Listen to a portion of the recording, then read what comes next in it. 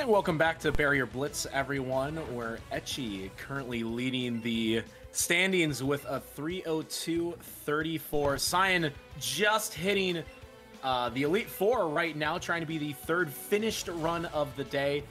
After Etiquette also got a 304.05 during our shift within the last hour here. So Cyan's still on a very good pace run, starting Lorelei. And more on that in a bit, but I do want to say thank you to everyone in chat. Thanks to WarTab, by the way, for the raid earlier. We were actually just talking about you, buddy, and how you, to the second, made the pre-show. So we appreciate the raid and you being here and everybody being here in chat, as well as everybody that's contributed to the prize pool. I think we're above $1,800, which will be split between the 8 players that we are watching today and featuring over this weekend. They all have been fantastic runners, giving us some great entertainment, great content, and we're all just having a ton of fun alongside them. I'm T-Pat with Razor and Jordan for commentary for the next hour and a half here as we're closing in on the final runs, final-ish resets, handful of resets for day 2.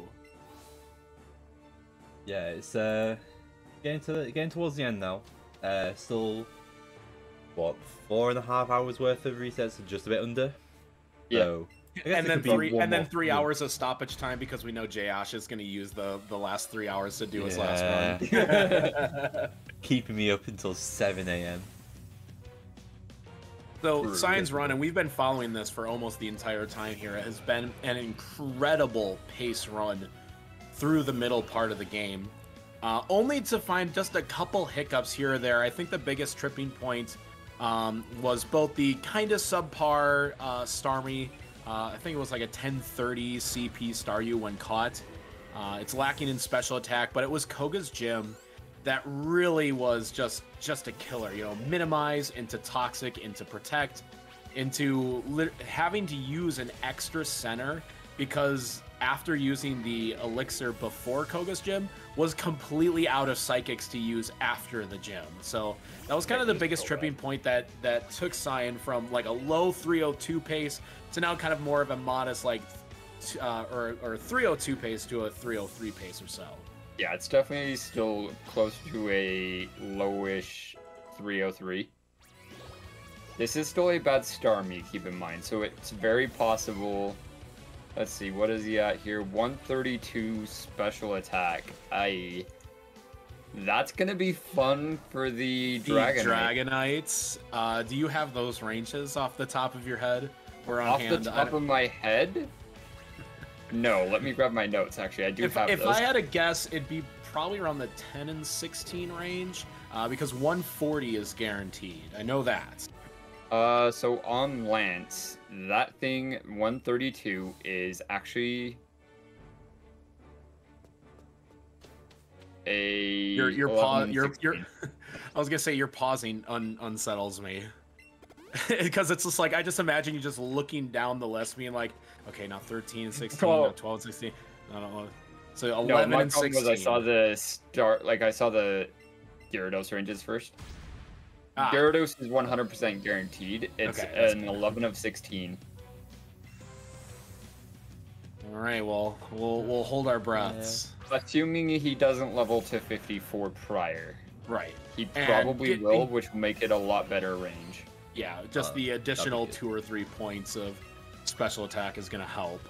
Yeah. Though the level itself won't help because the level multiplier only goes when your level ends in 0, 3, 5, or 8. It's pretty much every 4 out of every 10 levels it makes a difference. Yep. Oh, he gets the power of love on the Arbok. There we go. Is that the good power of love? That is a good power of love, yes. That means he no longer has to use the full restore. The full restore. Let's go. And his setup is complete because it wasn't a turn 1. It wasn't the turn 1 power love, so he already has the X speed and X special attack set up. That was the perfect turn for power of love, which means he's now completely free. Which, I mean, if you're Cyan at this point, that's probably like a sigh of relief there. Just not worry about that. Yeah. Honestly, it's one of those few spots where it's like, oh, I gain time instead of, oh no, I can only lose time from here. That helps so much.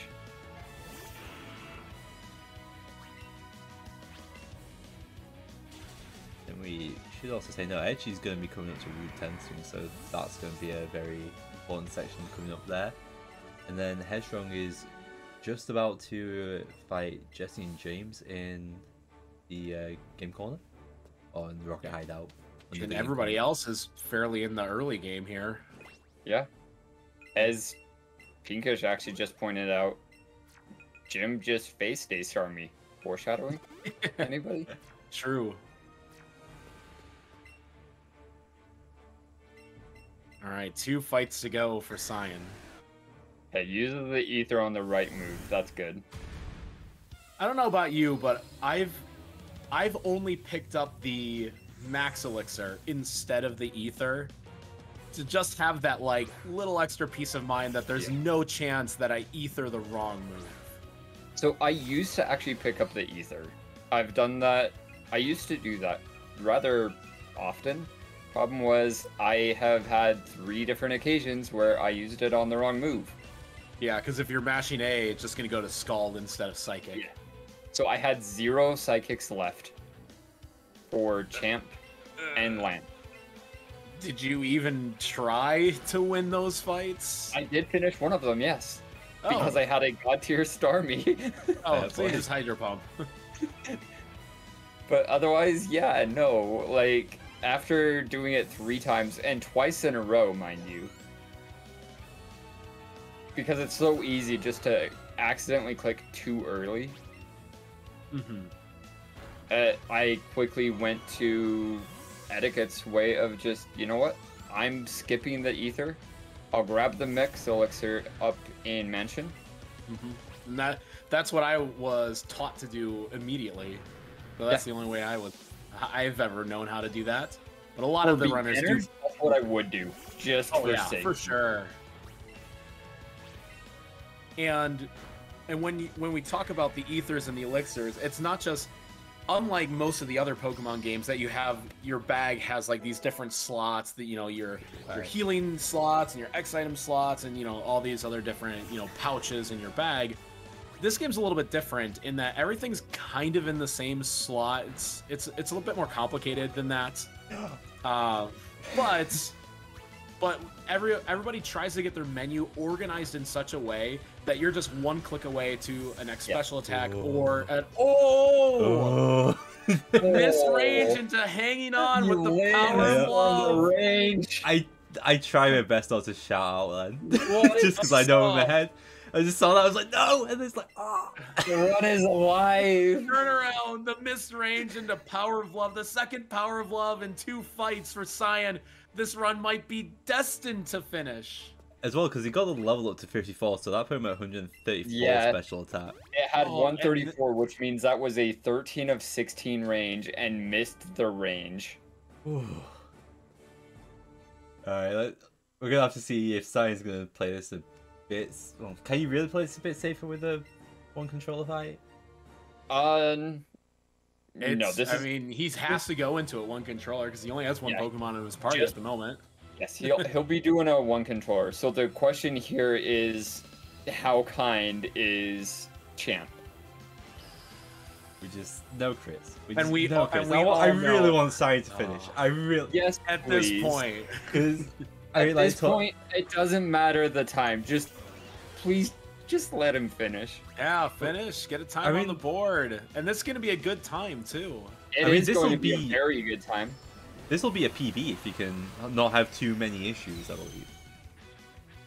I mean, having that extra turn will slow him down a bit, so I don't know how much, but I really want Cyan to finish the run because I was talking to him Friday, and he was very disappointed about yesterday and just with his attempt. So just hopefully, understandably, we can get this run finished. This will be a very solid time, and especially if it's a PB, he'll be so happy with that. This is definitely PB pace.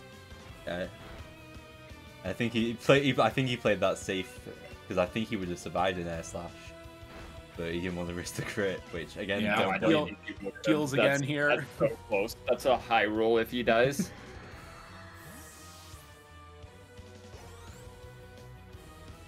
He has both And special attack and that special is defense. going to be free. Yeah, he's setting up He the set one. up. Did he set up the +6? Did you? He were said- you counting? He's setting up to +6 with the Vile That's Plume. +6 right there. Yeah, That's free Vile because Plume- Vileplume will always go for Solar Beam, which means Yep. he'll take in Light the first turn, which gives you a free turn of setup. unless you're Josh, then you'll find Yeah. other moves. I have seen just once that Vileplume didn't start with Solar Beam. It is extremely rare, but apparently can happen. And the reason you got to go to +6 is for the Jolteon. The Jolteon's a range at even at +4. Yeah, Yeah. and with this terrible special attack, you wouldn't want to risk that. Yeah, you just don't. There was no way around it. And you don't want to go for +4 Hydro Pump either, No, you don't. because Hydro Pump. This is going to be a 303 though, but It is going to be a mid 303. Will this PB though? this should PB. It should PB, yes. It's Yeah, it's like definitely going to 55 block seconds, etiquette. right? His first time on the board is going to be third. Yeah, well done, Cyan. Just And a mash. personal PB. Get some GGs and hearts for Yeah, Cyan. GG's for Science. Deserves it so much.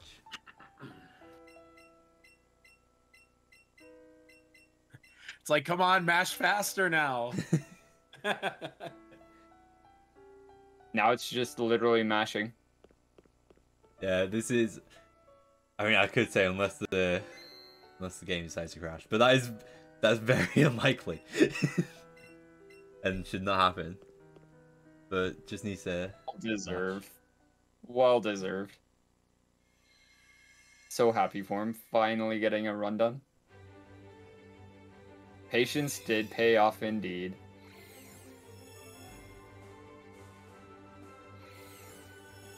I do believe that is the third runner. Wait, is it the third? Or is it the fourth, actually? Third, this Josh didn't this finish. Yeah, because Josh got KO'd. 303.24. Lorelei just a moment ago. Yeah, it's right Yeah. to third. Congratulations to Cyan moving up into third place now with a 303.24. And a 10-second PB at it. We have yet to break the world record, but we have seen 3 personal PBs beaten. And one person No. twice. 4. Yeah, 4. We've seen Oh, Yep, Science this will be now, fourth now. Etchy, Gym Freak, and Catanese. True. Yeah, what a 4 way to make an PBs. impact I right will take away. 4 PBs over world record any day. I mean, I feel like the runners probably want world record a tiny bit more, but Yeah, and think about that. Missed Dragonite range into a PB. yeah, that Right? was. How clutch is that? Lion has to know 302 is absolutely in the cards. That's it. I wouldn't be surprised if this was if this is Science last run for the event, especially with it being coming up to 1 o'clock in the morning in France. But what a way to go out if he does. But the Koga destroyed everything. Like, the Koga's gym destroyed everything, and then had the garbage Wait. special attack Starmie. Is that That tied with misses etiquette? Is that tied with etiquette? Am I being dumb? No, that beats. Oh No. wait. Oh, Oh no, I was just an you've idiot and entered didn't it- type yeah, Cyan. You've entered it in. I was gonna say I was gonna be. My mind was gonna be blown for a second. Your eyes Alright. fooled yourself. Well, it's Congratulations, Dan. Apparently now you are Just gotta- the world record Here, let's holder. just get a bit of that white out on third place. Don't worry, we'll get that squared away. It's fine. It's sorted.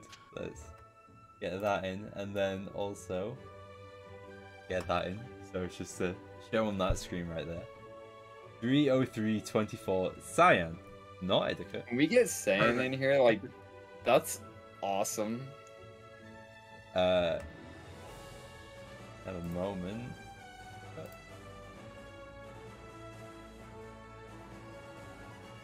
Is Cyan in Twitch chat right now, or are you in Twitch chat? Yeah, Science here in Twitch chat.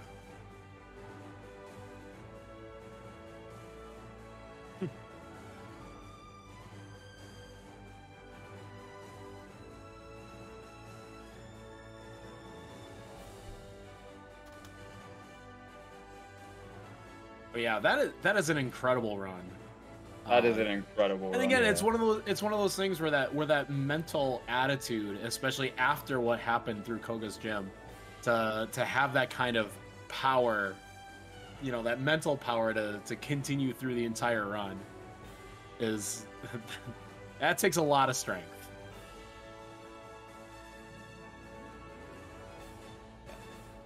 That was next level. I would have completely just said, forget it. English is too bad, sorry, I can't come. No way, dude. No way. We're all friends here. I've made a mistake. Diane's PB in peak is actually a 303.21. Oh. That's so close. It was set a week ago. I must have set up all these files prior to that. That is a dumb mistake on my end. Still. Oh well. Still a very great time. He's not going to be upset with the time. And only literally lost it to missing the 13 of 16 range. That's it. Even after the garbage Koga. Yeah, but once again, can we get some GGs in chat for Cyan? Because that will be the last that we'll see him for this event. But putting up a very competitive time, standing in third place right now, just a couple seconds off of the official PBS we just learned a couple seconds ago. But still, that is a wonderful run, and the hype at the end of it had us at the edge of our seats. I can't believe that. That was so much fun. That might have been like the most heart-throbbing run I've seen so far. That would have been heartbreaking to watch that not live off that power of love. Like, that would have been so bad. Such a good run, only to completely die there. That would have been heartbreaking being for a sure. troll. But yeah, very competitive too. Still, we have Etchy's run from this morning that stands at the top. Jim Freak's run from yesterday, late yesterday, that is in second at the moment. And all of our other runners, most of them have been doing some pretty hard resetting in the early game.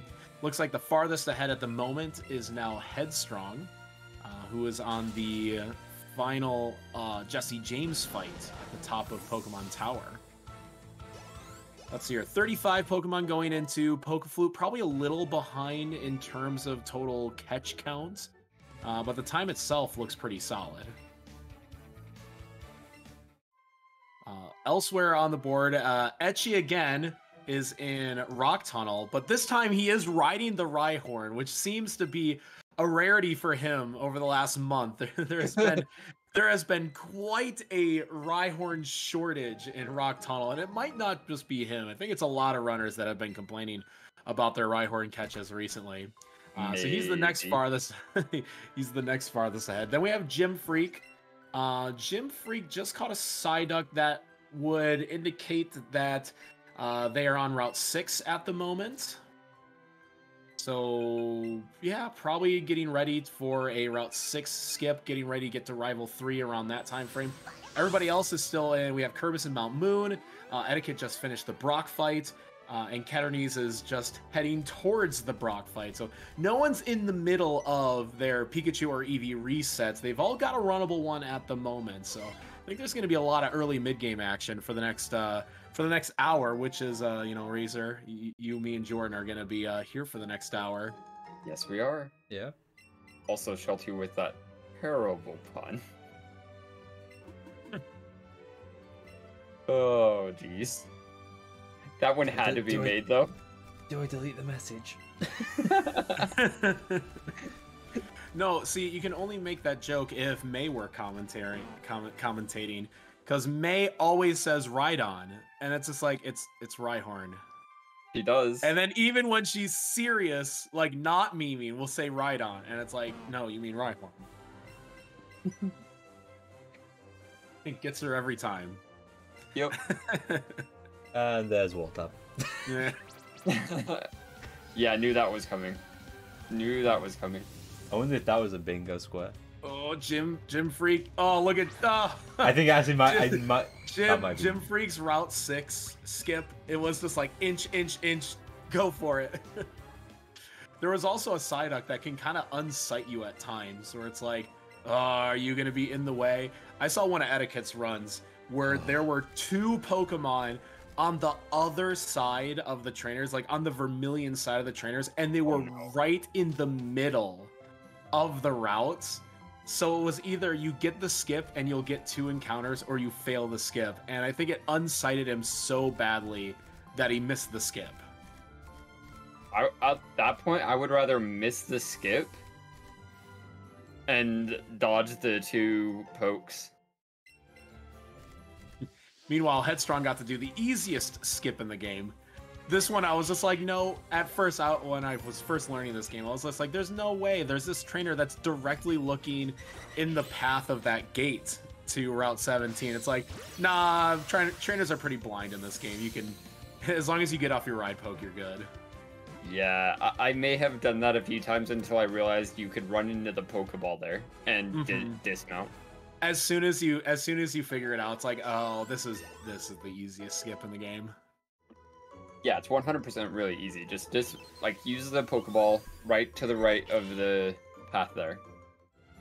Dismount, and then hug the fence at the bottom, and you're perfectly fine. Yeah, golden. They're just waiting on the Ponyta, really. Oh, Headstrong's really just waiting on the Ponyta. Do you think Headstrong needs a Psyduck or a Tentacool in the late game here? Almost certainly one of them. Like, with this catch count, definitely. I wonder. Okay, Headstrong actually has a tracker up. So in terms of what's planned, so she called Macho. So there's Macho still go. There's Tenta in. Like, there's a Psyduck. Psyduck from the looks of it. Also, got a little bit trolled. A Rapidash just came up on the screen instead of a Ponyta. I don't know if Psyduck's on Headstrong's thing. Oh no, yeah, it's there. Never mind. Oh, it seems like she caught early Psyduck maybe, or she's already caught one somewhere else. So I don't think that she will go for that.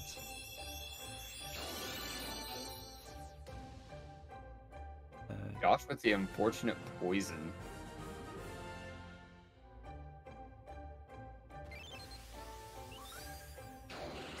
How can you get poisoned on that fight? And maybe this is a question for Jordan. That would be the Oddish. The Oddish, okay. So again, I do think Eevee is so much better through that section of the game, the Nugget Bridge section. Oh. Because Eevee just plows through that.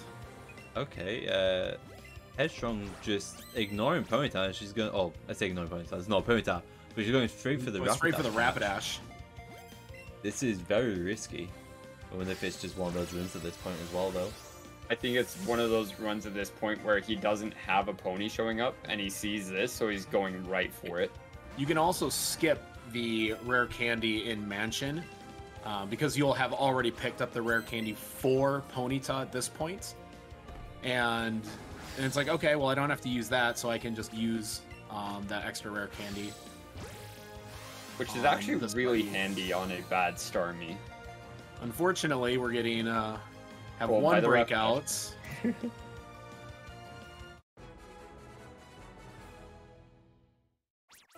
Oh, it's just getting so dicey for Headstrong.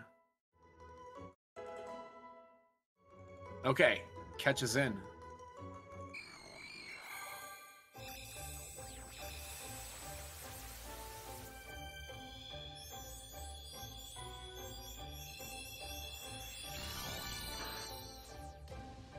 All right, so that gets saves a bit of pain there. That's really Thankfully, it got in. That was getting to the point where too many breakouts, and that would have been a reset. Now, even if you see a Ponyta at this point in the remainder of the route, would you still go after it? Because that catch might still be... It might be like, what, Ponyta versus Magmar for that, like, final catch? I would far rather Pony over Magmar. Magmar trolls so hard. It's these late game catches that get so dicey, and every top runner will teach every beginner runner just to say, hey, don't be behind on your catches. Don't rely on your late game catches. Otherwise you're just standing here at the bottom of the route, like waiting for things to spawn, and then you still have to catch Doduo, Ponyta, Tentacool, Staryu, Coffeed, maybe even Magmar. And it's like, that's way too many Pokemon to rely on in this late stage. Yeah, that's so many. And it's not worth it. Yeah, and as a fairly beginner runner as well, it's just like, I would rather take a little extra time just waiting on Route 10 versus desperately waiting at the end of Route 17. But these runners, they're top runners, and they can't be bothered to do any waiting anymore. So when it comes to these runs, it's pretty much whatever the route gives you, that's what you take. Because it's fighting for those extra seconds when you're waiting on a route, I mean, you are waiting for half a second, 45 seconds, a minute or more sometimes. Hang on. Did Kirby's just catch a Clefable? Kirby's did just catch a Clefable. Let's go. Yeah. Pure Clefable catch. I guess one of them was coming back from the Clefable convention that he joined by, like Kirby joined Bison a week or so ago.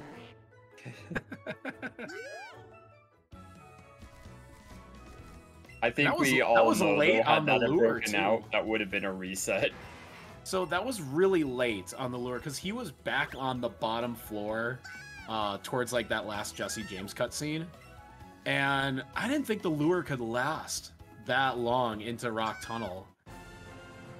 So that's when you're using the lure right before you drop into the room with the rare candy. Instead of right before the... right before that first last. So that's a difference between Pikachu and Eevee, because Eevee has to menu there to teach Headbutt. But I assume Pikachu can wait a little bit longer. Pika can wait. Pika uses Pika will use the Oddish on the Bellsprout fight and just use 2 acids instead of a Headbutt. Instead of Headbutt. Which makes the Eevee slightly faster on that fight, but at the same time, the Sandshrew later, it's almost always, unless you're really fortunate on attack anyway, a 2-shot with the Eevee. And it will Oddish will just one-shot it with Absorb and you're fine. Is that a Headstrong's got her Staryu on the screen right now, by the way. Let's check for the CP here. Oh no, 1026 CP. Oh, geez, and actually she just runs from it. She sees the CP and says, no thanks, I'll just grab another one. That's a very risky play, but then again, it might just be one of those runs at this point where... I think at this point, Headstrong's just trying to get a better time. They see the 306 and she's like, nope, I can get better than 306 on this run. I'm going to. And this is the risk of running from that Staryu, is now you're looking for another one. This is very unfortunate. And just trying to not use your lure steps. Trying to get some of those extra spawns. Oh, and there goes the lure. Yeah, that's not gonna work. No. Oh, sad. That's not gonna work. No. That is not working at all. That. Yeah, it is huge, but it is level 41, 981 CP. That's gonna be run over. In fact, the timer's already been reset. It was that was pretty much like a maybe it was lured. I'm gonna check it just in case, but yeah, that one kind of gets chalked up to a quote Staryu-less water. Yep. And at this point, it's just doing tricks on the surfboard. But yeah, too little, too late. Feels so bad. Now, this was another thing that that Etiquette taught me. He was just like, yeah, if you see a Staryu less than, and it was around like 1020 or something, like just run for it, grab another one. I never took that advice. But then again, I never had a Staryu be under 1,000. I think I've had like a 1020 something before. But when you're learning out, like you can live with it. Obviously, the top runners take it a bit more seriously. Yeah, but starting out, you can take any Starmie. Like, how risky / not risky was it to run from that Staryu? Because running for the first part still wastes a bit of time. It's essentially an extra encounter.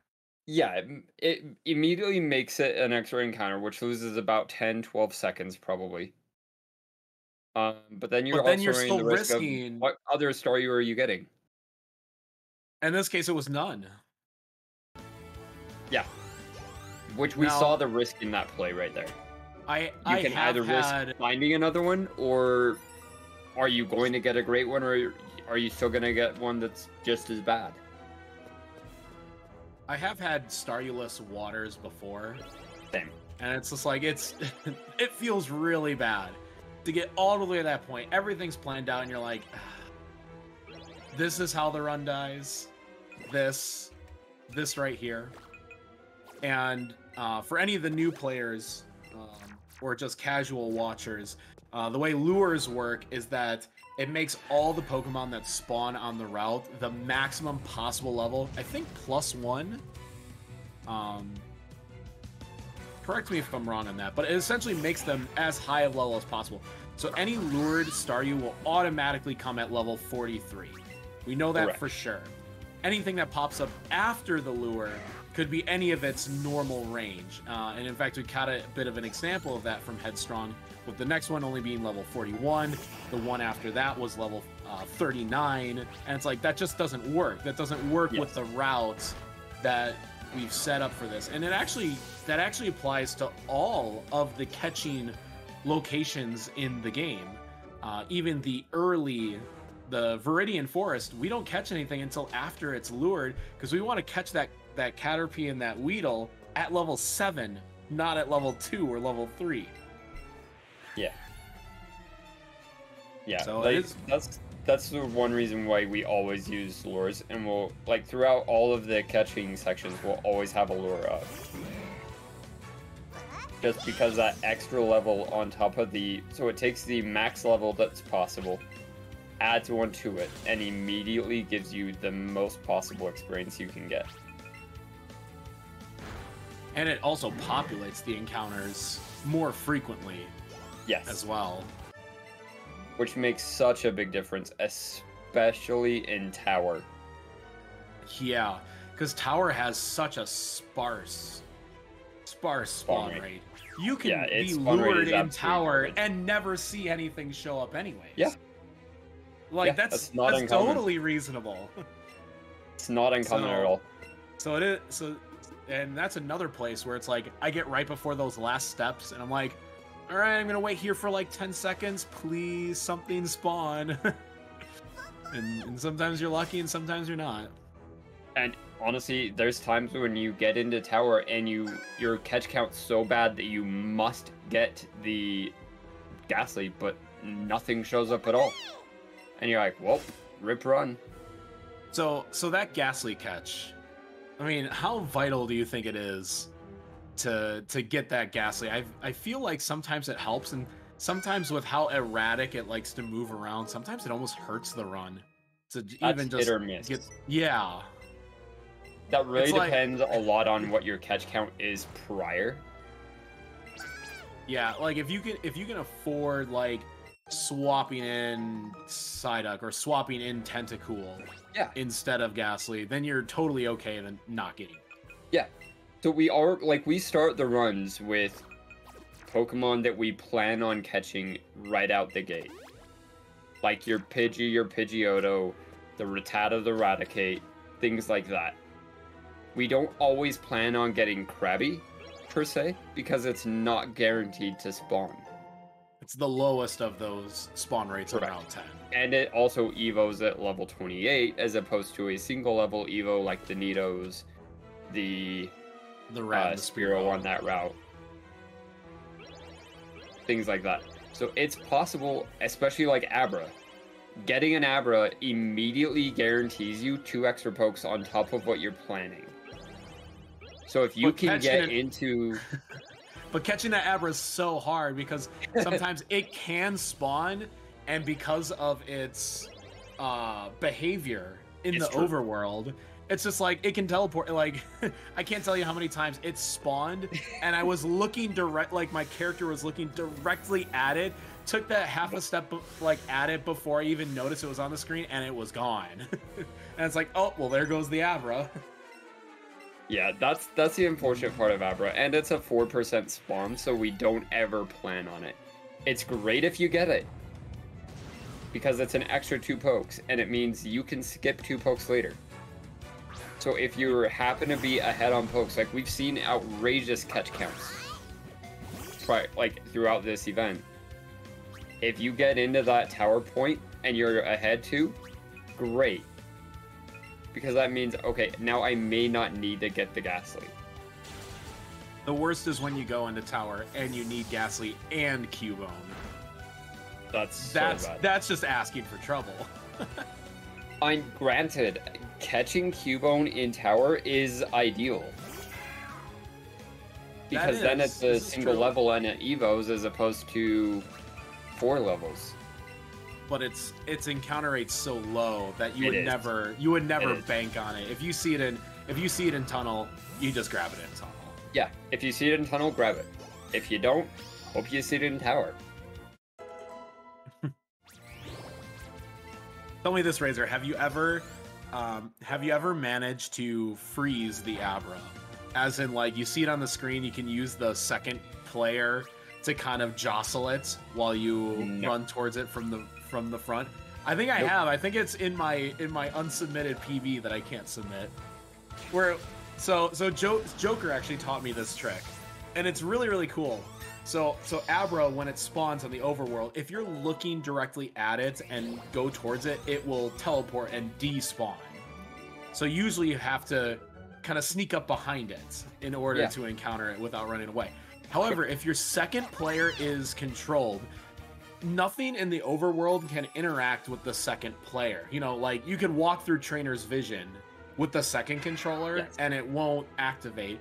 The same works for Pokemon as well. So you can take the second controller and run up to the Abra and get it in its personal space, and the Abra starts doing like this jump like any Pokemon would, and it kind of freezes it in place. And then you can run up towards it with the first controller and it won't have a chance to teleport despawn. And that's how you can get it. That's an interesting strat, and I've never done that.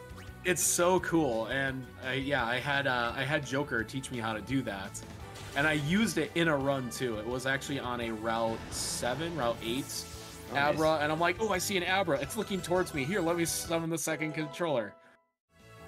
It was pretty cool. I was pretty hyped. That's actually kind of nice. I've never seen that done. I've actually never even heard of that being done. So that's actually... Yeah, that would be interesting. Give it a try in your casual file. Just have your second controller just like run at the Pokemon. It freezes them in place. Speaking of Pokemon, do that when I have to deal with Abra on my AOP race with Joker Sunday next week. Yay! Ooh. I'm looking forward to that. Yeah, that's gonna be fun until Dratini. Blah. Yeah, that's true. I just saw on Kerbis's screen, Kerbis is actually going to go for, if not 1, 2 Route 25 Pokemon. He actually just caught the Psyduck 1 controller, and now there's a Venonat on the same route. And I'll be interested to see. Yep, he's going for the 2 controller Venonat. This is a scary Pokemon because it sways left and right so much that it's hard to get it in its circle. And yeah, we got to break out there. So while yes can add to your catch counts, can sometimes still not be worth the time. I've been more and more reluctant to get Venonat just because it's such a trolly Pokemon to grab. Venonat surprisingly is a very hard Pokemon to catch. And meanwhile, you're going to see on Gym Freak's screen that they have the Rhyhorn set up for the catch immediately after this fight. Yes. So that is good to get it in the first room. That is going to save quite a bit of time to get that Rhyhorn so early. The other Pokemon that's really difficult to catch, surprisingly, is actually Magikarp. Yeah, I've never tried to catch Magikarp in this, but I have tried to catch Magikarp on Pokemon Go. And it is hard. I can say that as well. Everywhere. It is just up and down. By the way, Etchy just said he got a gold split on Hideouts. That's so nice. 133 through Hideouts. I'm not sure what his PB time was on Hideout. That will be interesting to see. But he's on a good pace. What's also interesting, especially about the mid-game timing, and you can probably attest to this too, sometimes getting gold splits or even being ahead on your live split isn't always a good thing now, is it? Not always good, but it definitely makes you feel a bit better, but at the same time you're like, oh gosh, I've got a run going. Now I can't blow it, and what do? Oh, by the way, notice this. Etchy's actually taking the extra time to get those 5 Ultra Balls that are in Hideout. He had actually mentioned this to me, that this was a great for a beginner strat, that before you leave, grab those extra 5 Ultra Balls. You're only gifted 5 in the whole run, and you can pick up 3 in Tower, which is really close by, like easy pickup. This one's a little more out of the way, but having 13 Ultra Balls now can make a difference, especially if you have a lot of late game catches still to do. Yeah, we've seen a lot of times where that actually comes into play. Like Etiquette's been doing the same thing on his runs. You'll notice is he's grabbing those extra ultras there. Yeah, this is an event all about consistency, really, and having 5 extra Ultra Balls just gives you a greater chance at that. And easily you can switch to Ultra Balls as soon as you see Ghastly as well, which makes Ghastly so much easier to catch. Because a lot. I'm sure you can attest to this. When you're using a Great Ball, that thing can break out all the freaking time, and it sucks. And because of its movement, its erratic movement, much like Zubat, it flies in the air, it can move to all the different corners of the screen. It can move like on a dime too. So you would almost see a lot of players use Nana Berries to get the Ghastly to hold in place to get a good throw off. And even then, you're still not even guaranteed to get an excellent throw, let alone even a great throw sometimes. So that Ultra Ball can make the difference. So best case scenario, and you'll see everybody do this with the Zubat and the Ghastly, is we will use Nana Berries on them to freeze them in place. There's a Ghastly. It went But it's on the wrong side of the poke. Wait, trainer, no. Oh, God. Has to backtrack. You had to backtrack, but it's going to be worth it. We will likely see the switch to Ultra Balls here. Yep, and there's the Nana. There's the Nana Berry. Freezes it in place. And then you just throw it. Yeah, because like I said, it then still wobbles, much like that Venonat. Yes. And that looked like a pretty good throw, but he just missed the excellent, and as a result, it did break out. It's like Ghastly control and will. So in this case, he didn't use the Nana Berry, but you could still tell it was under the effects of it, because that circle, that colored circle, was still drifting slowly towards the middle. So he went for the great throw, got the catch there. Yeah. Which you'll notice we won't, like a lot of the runners won't go for excellence on Ghastly or Zubat simply because it's impossible. Probably never gonna happen. Just Nanab, get it frozen so it's not bouncing every which direction. So you're not just yeeting balls into the abyss. Can I just ask something?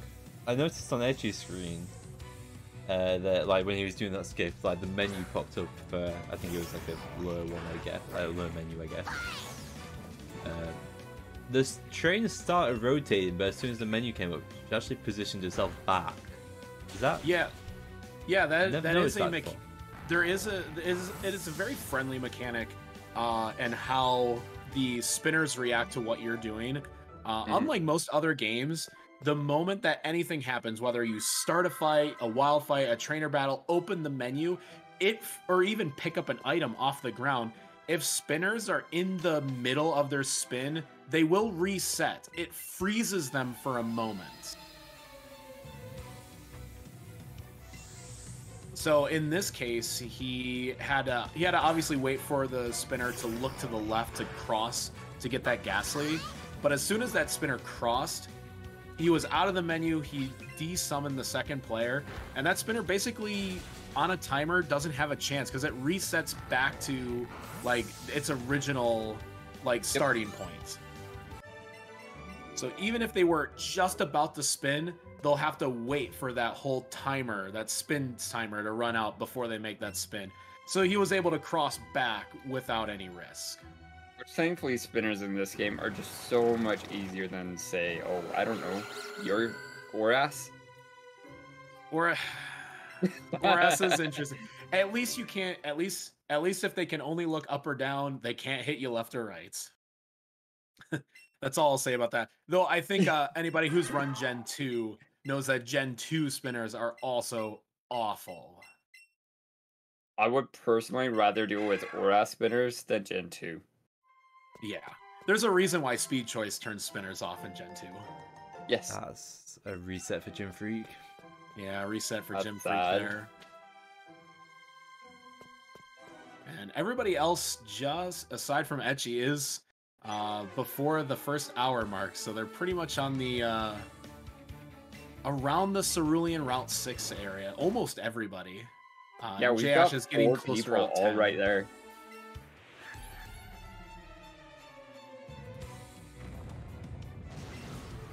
Josh on that last fight going into the Raticate fight coming up.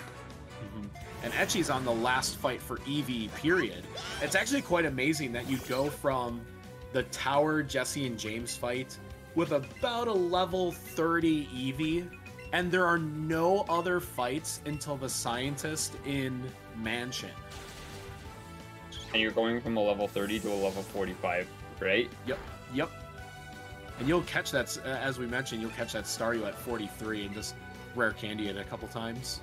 So yeah, you're going from 30, 31 up to 45 for your next fight. So even if so this is why it doesn't matter how good your Eevee or your Pikachu is after this point, the level disparity and the level jump that you acquire is so huge that it overcomes it no matter what. So yeah, you were bound to main switch at this point anyways.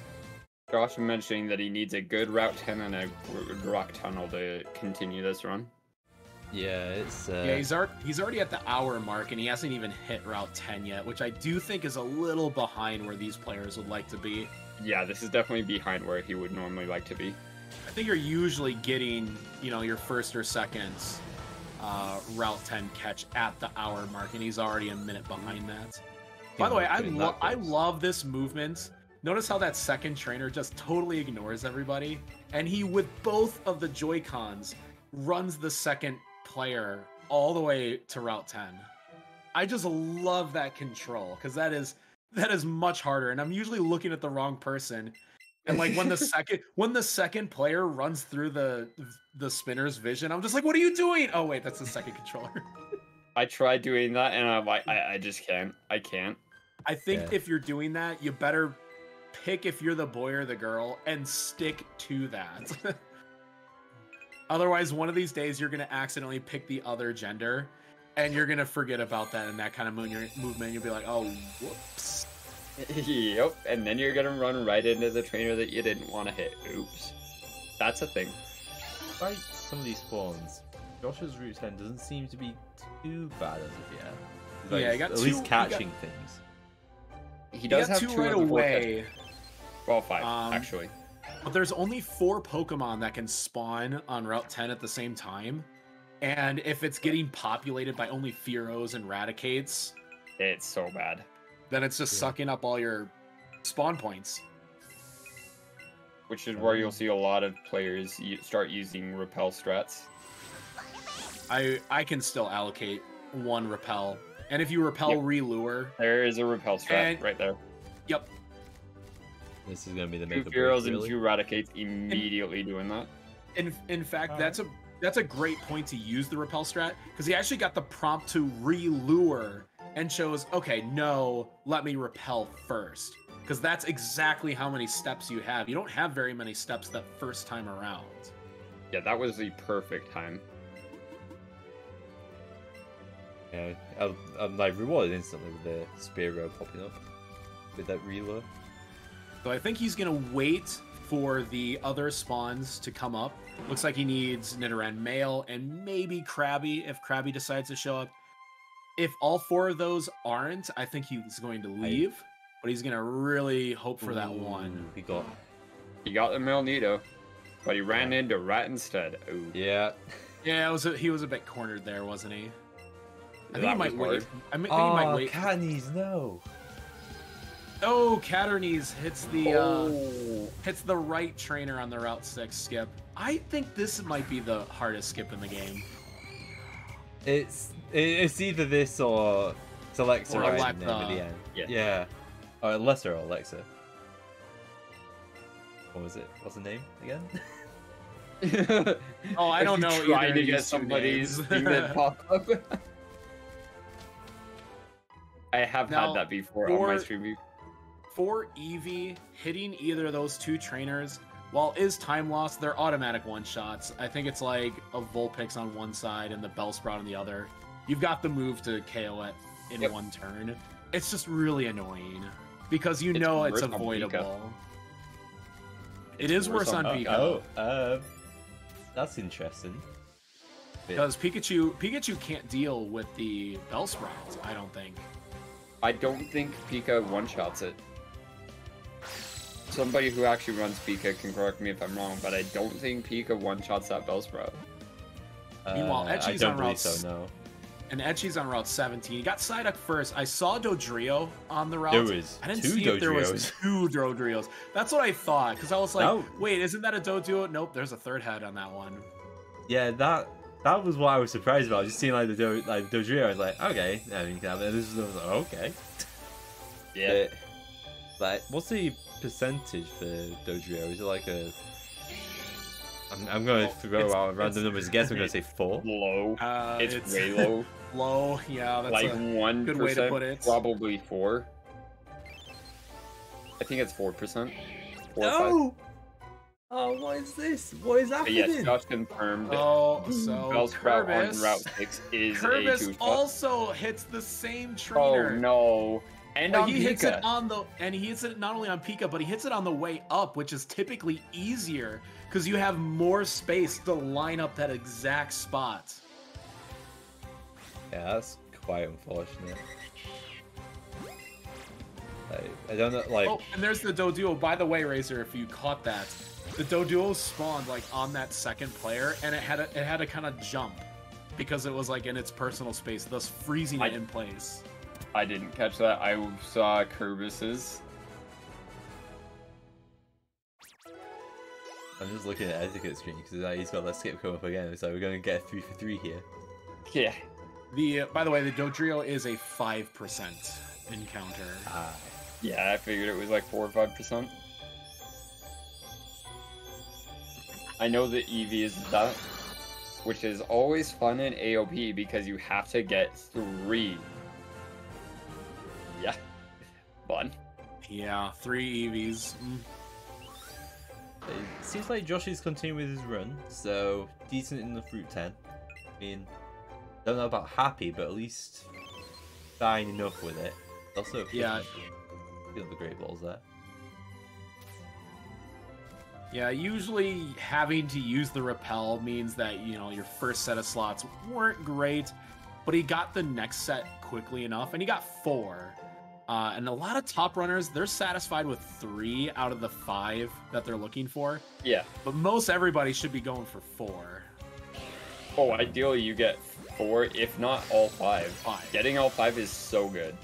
Getting all 5 feels very good because again, you wanna front end load as many catches as possible. Well, still not wasting too much time on them. Let's be honest. Poor Jash says he still only has 48 planned. Ooh. He is entering tunnel with only 27, which is a bit on the low side. It's not as bad as exiting rock tunnel with only 27. That's fine. Entering with 27 is okay. That's still okay. I mean, hasn't anybody here ever exited rock tunnel with only 27? Not calling myself out or anything. I've exited with 25. Ooh. Oh, that hurts me. I think Etchy, didn't you have? I think Etchy had a 26 or 27. 24 one. Exits. Oh gosh. That's just pain. It is pain. Yeah, when I had 25, I had to get literally everything. I had. Oh man. Oh. So just consider this. When Etiquette was teaching me about world record pace runs, usually you don't even have the faintest idea if you're close until after rock tunnel, which is why every runner has a exit rock tunnel split, because that's your first judging point of the run. And Etiquette was saying, I want to have 33 pokes at the hour 17 mark. And I looked at him through chat and I was like, 33? I don't think I've ever had 33 exiting rock tunnel. So obviously the top runners know how important front loading your catches are, because to get 33 at the end of rock tunnel is no easy feat. But if you can do that on good pace, you know you're set, because then you don't have to rely on Route 17 Psyduck, Route 21 Tentacool, or Magmar, or heaven forbid Ditto showing up in Mansion. Which is why you'll see a lot of them actually going for Pidgey on Route 6 and just doing 1 Evo as opposed to going for it on Route 17. Hope you get it, and then you get 2 Evos. Right. And even Pidgeotto can be a bit scary. Pidgeotto it's kind of a medium spawn rate on Route 17, but Pidgeotto is a hard one to nail down to the floor. Pidgeotto is also the site of like the best throw I've ever done in Let's Go, because I silver razzed it and it was still moving left to right and I hit it with an excellence. And I was like, if this doesn't get in, I don't know what's gonna happen. Yeah. Even Catterney's now saying, I'll reset if it's a bad Route 10.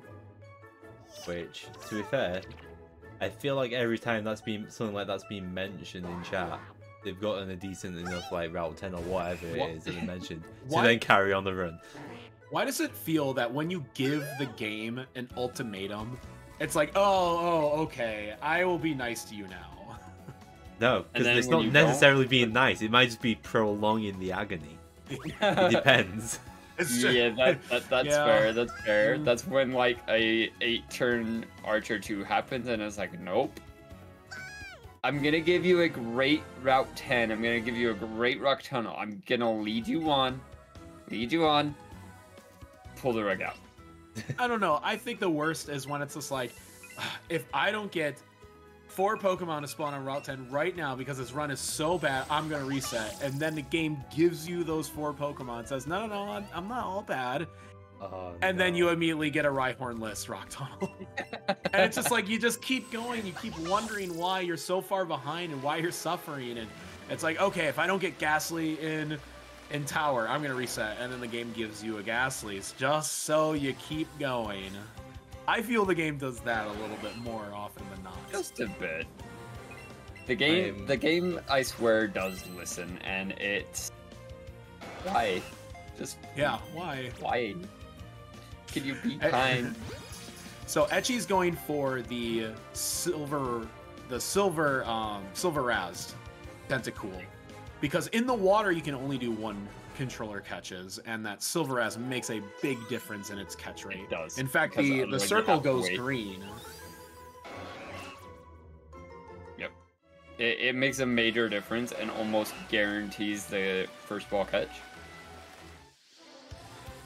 And you can also see this is pretty much the reason why he picked up those extra Ultra Balls. Here's the Staryu. The CP is going to be 1034. 1034. Yeah, not great. Meh, but it's survivable.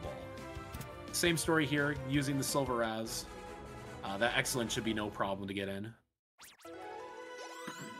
Well, I guess to be fair, if we're looking at Josh's position, I don't know how the times comparing the Cyan, but Cyan did not get a good start like Staryu still managed to pull out a very solid time. Still pulled it off. Yeah, so it's obviously not the end of the world, and it depends on the pace leading into this. Speaking of pace, I think Etiquette's on a very good pace at the moment. You know how I mentioned that you want to be through a couple catches as you hit the hour mark on Route 6? He's starting that fight after at the hour 1 mark. And remember, Jayash didn't even get to Route 6 until about an hour 1. Yeah, Etiquette's on a very good pace right now. We'll see how many pokes he already has. He's only at 20. Yeah, he might have done one of those things where it's just like, oh, I guess I just got what I got. You know, he didn't wait for 4 spawns. May have only taken 3. Or even just 1 or 2 because nothing else was spawning, and backtrack to see if anything else shows up. Which is a possibility. You can use the Lorelei cutscene as kind of like a repel trick. Yeah. Lorelei's a slower repel. It basically resets the entire spawns. Yeah, from what I can tell, it seems like he's got Nidorina. Nidorina, female one. Got Rattata and got a Spearow. They've got 3 catches. So he might just take. Yeah, so he might just take that into, unless he got the rat or the. Well, it'd be the rat. Wow. Anything early, really. But yeah, he's just going to take that straight in, from the looks of it. That's so fast. Yep, just straight in. Yeah, straight. Yeah, this is so that's a pretty good start. But again, you can't really compare how you are pace-wise until the end of Rock Tunnel. So we'll keep an eye on that, as well as Jash's pace. He's got the Cubone on the screen. Etchy's done with all of his catches now. He just got the coughing. So he's good for just Evos and fights from here on out. This also quickly point now we gotta see how good his Staryu is. I mean, the pace, like, speed's okay. A special attack. So that special attack's so low. 76. That's even worse than Sans. Oh gosh. That special attack is one of the lowest possible. Yeah, that was. I think that's on par with Josh 4th Gen's Staryu from this past couple days ago. I think it was Friday as he was preparing for the event. When he and Nox did that race, they both had like, I think at level 43, his was also 73, and Nox's was like 75. And they were both suffering. So this might be a Starmie that has that range for Ninetales. The only thing that's going to help him is that Etchy does 3 rare candies instead of 2 at this stage, and then just does 1 late. And that helps take care of not only some of those Blaine ranges, but Blaine's speed as well. In fact, that candy did save him. He's got 118 speed. Without that candy, he's slower than Rapidash. With that extra candy that he gets on Route 6, he's faster. So in this case, that outright was faster for him to pick it up, because it pretty much puts that low-end Starmie into a more usable category versus Blaine. Yeah, 109 special attack, though. Awful. That is bad. Very low. Very low. 107 is as low as it can go. 109 is literally a 2 IV. It's so bad. Ooh. Yes, and it is worse than yours. Yeah. It is worse than yours. Yeah, it is. It may have a higher CP, but it was worse. Like, Sans was even faster than his is. His is slower. Yeah, his was slower. He had to use that extra candy to get to the same speed. Yeah, it's slower, and its special attack is trash. Yeah, that's trash tier. That's a 2 IV. It's so bad. Just to take a little side step here, Etiquette's managed to get right home, so this is looking like it's going to be a very good rock tunnel. Oh, a very. He needed that good rock tunnel with just entering with 24. Oh, sorry, entered with 20. Now has 24. Yeah, and by the way, Caternies was not satisfied with his Route 10. That is unfortunate.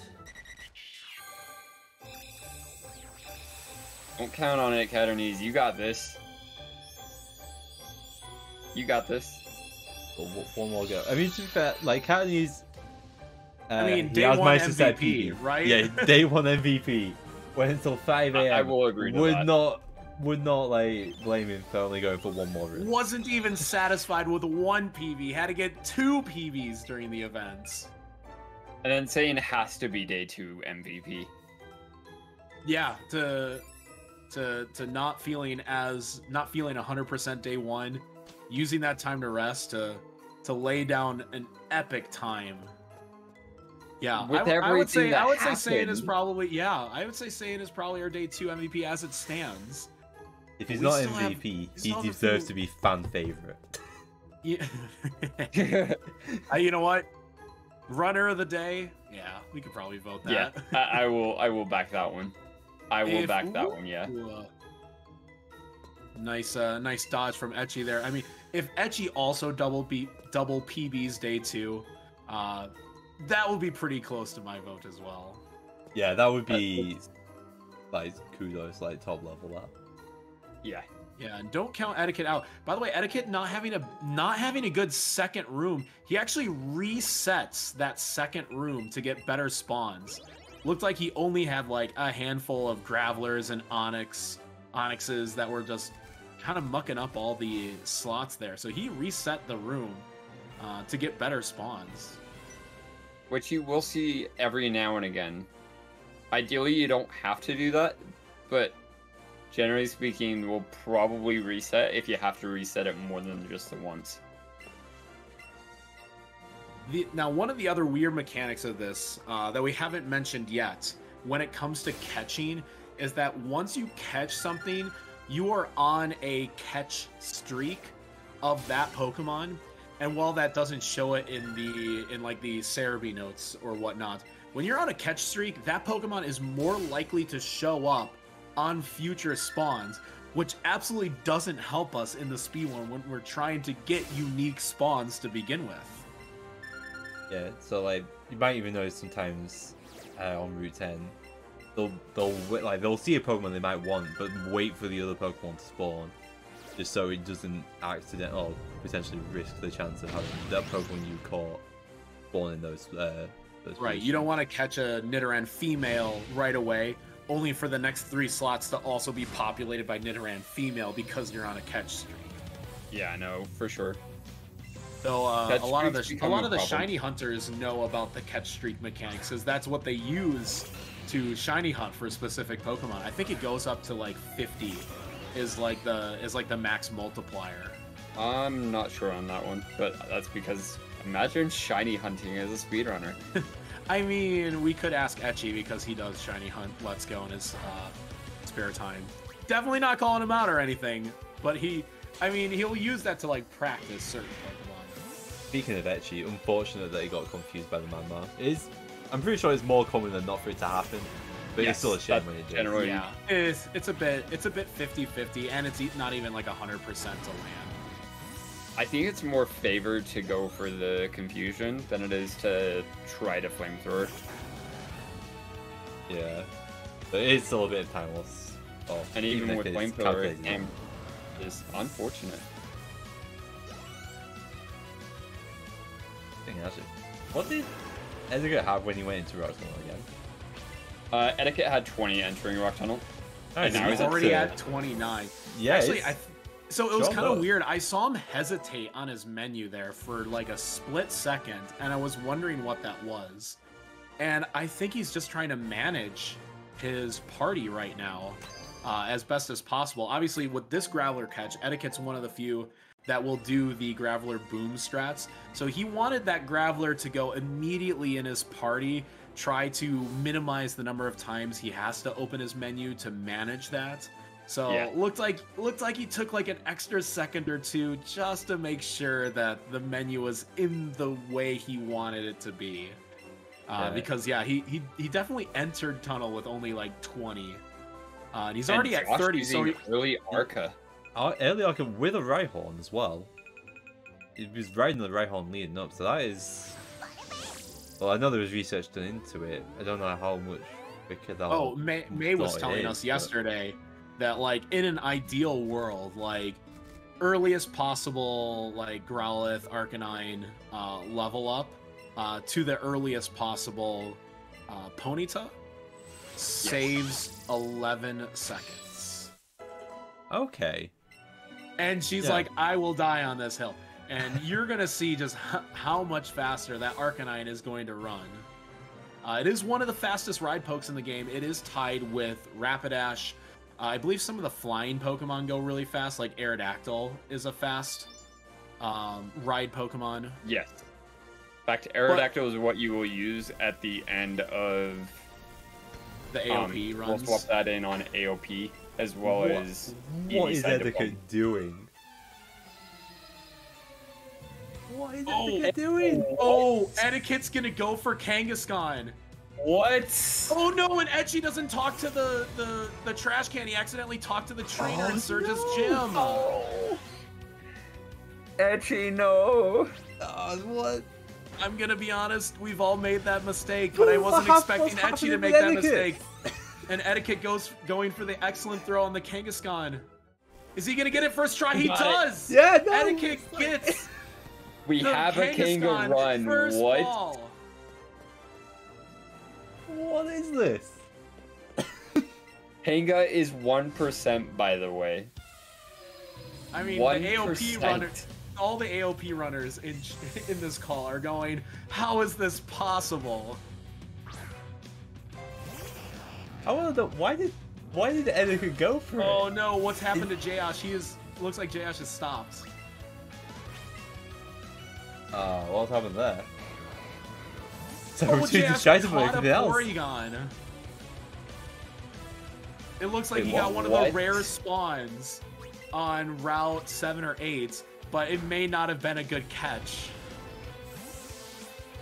What? So Jayosh goes to catch Porygon and is going to reset the run. Etiquette catches Kangaskhan first ball, and Etiquette slips by talking to the optional instead of the trash can in Surge's gym. What a mad minute. Like, and Eevee is still, like, Etchy's still tied with his PB. I mean, he's just got to shake it off. He's just got to shake it off right now. That is the most unbelievable sequence of events I've seen in a while. Wow.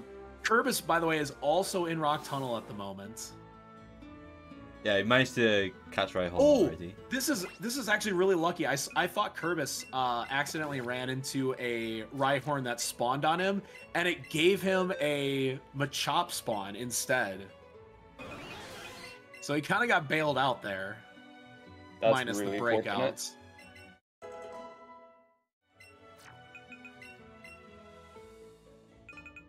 But yeah, I am still curious what happened with Jayosh's run, because he was just gonna go for, he just got early Arcanine, right? Yes, he just got early Arca. He said he needed an extra poke. I missed them seeing the rare encounter, so less than 1% on the Porygon. Yeah, essentially the equivalent of a Chansey most anywhere else. Oh no, and Etiquette tries to go for the spinner pass, and he got hit in Rock Tunnel. Oh, that's such a bad one too. Yeah, it's one of the black belts. In fact, he's gonna reset. He's not even. He's not even going to be a reset. Oh, that is unfortunate, because that pace was starting to look hot. Had the Kangaskhan, and that spinner spun just a fraction of a second too soon.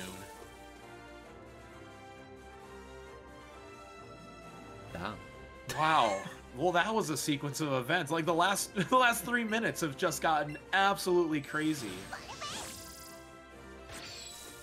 So does this kind of Let's Go speedrunning? Does this put Kerbis kind of in the driver's seat now? I know he's still in Rock Tunnel. He's about to exit. Oh, he's got that 33 poke count that you're looking for exiting Tunnel, but he's about a minute. You know. Oh, he's gonna go for another catch. No, he's not. No, Oh, I think he thought it was a Cubone, and it ended up being a Machop. It was one of those smaller spawns. So Kerbis is about 90 seconds behind where he would want to be for like a low 302 run. So that probably puts him in the 303 mids, which would still be around third place for the event. Still an improvement on his current time in this event, yeah. Etiquette saying his catches were trash, which we knew coming in. Says he only had 20 entering Rock Tunnel, but even with the Kanga, he still needed either Puff and Magmar or Abra. I would like to ask, before our shift is over, if Etiquette would actually like to join us for an interview, because we haven't been able to talk to anybody yet. That would be a good one. And Etiquette can tell us about the frustrations of running Let's Go, because we've been able to talk to a lot of the players after they've gotten PBs, after they've gotten great times. I just want to hear the mentality of when you are so desperate that you have to go for Kangaskhan, which was so hype. I mean, it was a no-brainer. He summons the second controller, turns straight around, and goes for that Kangaskhan. It looks like he's actually going to be restarting another run. Alright, so yeah, he's going to keep pushing. Definitely. We do still have just a little over 3 hours before all the runners can start their final attempts. Would be cool to have at least one of the runners jump in here though with us. I think at this point, a lot of the runners are on breaks. They're they've gone for like food and for dinner, so they won't be available at this point. Yep. Then to recap pretty much our segment that we had here, we saw Cyan put up for their first run of the entire event, going all the way to third place with a 3:03.24, ended up only missing out on their PB by 3 seconds, but was still a great run. But all of the other runners are starting to get really aggressive with the resetting. I mean, how many people have been just kind of jumping in the chat saying, hey, if I don't get a good Route 10, you know, I'm going to cut it here. Rock Tunnel proving to be a big tripping point and a hurdle for many of the runners as well. Did Kerbis just reset? Yeah, I was gonna say, just talking about quitting. Kerbis just reset as well. And again, that's another one of the things is you kind of know what your pace is when you're exiting Rock Tunnel. 33 pokes is good.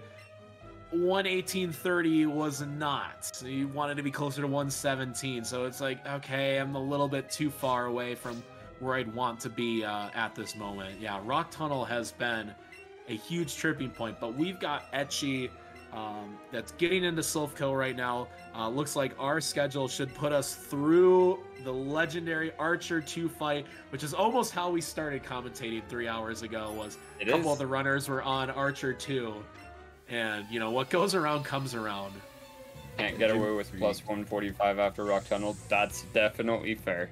Yep. Yeah, Jim Freak with saying it's a lot more representative of what Let's Go grind feels like. That is definitely the case. This is the day in, day out stuff for when they're doing attempts for world record. Yeah. So yesterday we were seeing everybody just kind of getting their feet squared up, you know, getting maybe a semi no reset, something solid, time on the board. Everybody's going for it today. There is no settling for high 303s anymore. Everybody's going for low 303s or faster, which is making Etchy's and Jim Freak's times look so good right now as the top times for today and yesterday, respectively. We might see Headstrong try to put in a better time, just to see if she can maybe jump in ahead of Josh, Caternies, Kerbis. and post like a mid 304, low 304. Yeah, it's definitely possible with Headstrong. I know in the lead up to this event, there were she was struggling to get some times registered, and I think the 306 has been the best effectively during this D-Rust. But Headstrong definitely capable of pulling out a lower end 304, higher end 303 just as much as any of the other runners here. Yeah, 100%. All right, let's see if Etchy's gonna have another good Archer fights. Yeah, he needs a 4-turn here because his PB had a good one. And he's right alongside his PB, so and remember that extra optional kind of hurts, it weighs down, so it's you don't want to get that time loss compounded by a 5, 6, 7 turn Archer fight. So we'll see how the beginning of this one starts as we anxiously wait through the true double lag. There's a protect and self-destruct. Okay, so not ideal. No, not ideal at all. Not ideal at all. Not the worst though. It could be worse. It's not ideal. It definitely gets rid of a 3-turn. So from here, you have to focus on the Muck first, because like Caden's Muck, this Muck also has Minimize. So you don't want to play around that. Yeah, and also just the fact, it has Protect. It will have used Protect if it's still there at this point, if Self-Destruct was used. So you would just get rid of it. Just get out of the way if you know it's used Protect, so it won't use it in a later turn. Yeah, honestly, Jim, I agree. Boom plus Protect is not much better than T-Bolt. It gets pretty bad really fast. Because you're having to you're having to heal because you're taking an extra hit.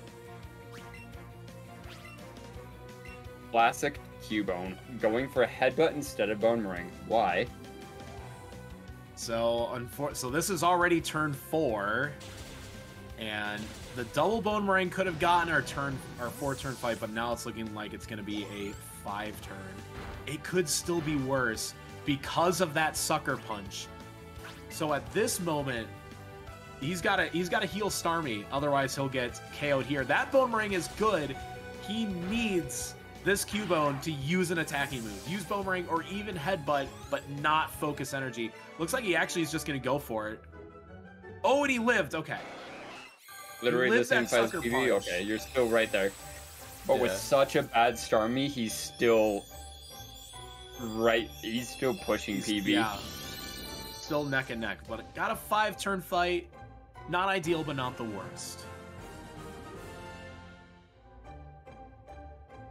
Yeah, well, as we sign out then, just to once again saying thank you to everybody for tuning into the event, all the raids, and everybody kind of pitching into the pool, of course, for all the runners. The runners themselves have been absolutely incredible.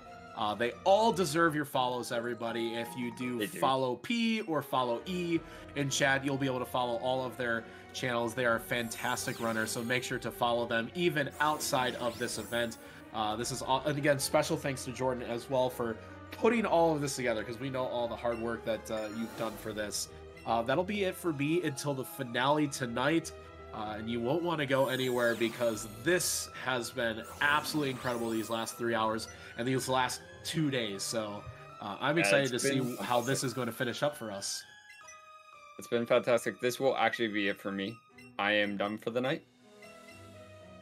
Yeah, but oops, sorry. I mean, I'm gonna be here until probably 7 a.m. But I'll just be in the back. I'll be in the background. I'll be lurking. I'll probably be in the background. I'll probably annoy May Joker aspect if I want that ends up popping in on top of that as well. Yeah.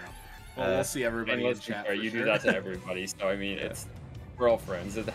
You have to give people a hard time. Come on. Yeah. I will say, whilst I am on my note, thank you everyone who's come in for commentary, also to the runners as well at this point. So far, it's been great watching it all and just being a part of this effectively. Just more on the back end, being a part of this has been so fun. It's been just thank you for listening and letting me be able to be a part of this. Thank you, man. It's been a lot of fun. I've definitely enjoyed it. Yeah, same here. Well, that'll do it for us then. Yeah, stay tuned. You got Aspect, Corvame, and Joker Sleeps that'll be with you for the next 3 hours. So don't go anywhere. We're going to take a quick break, and we'll be back with more Barrier Blitz after this intermission. Thank you, everybody. See you, everybody.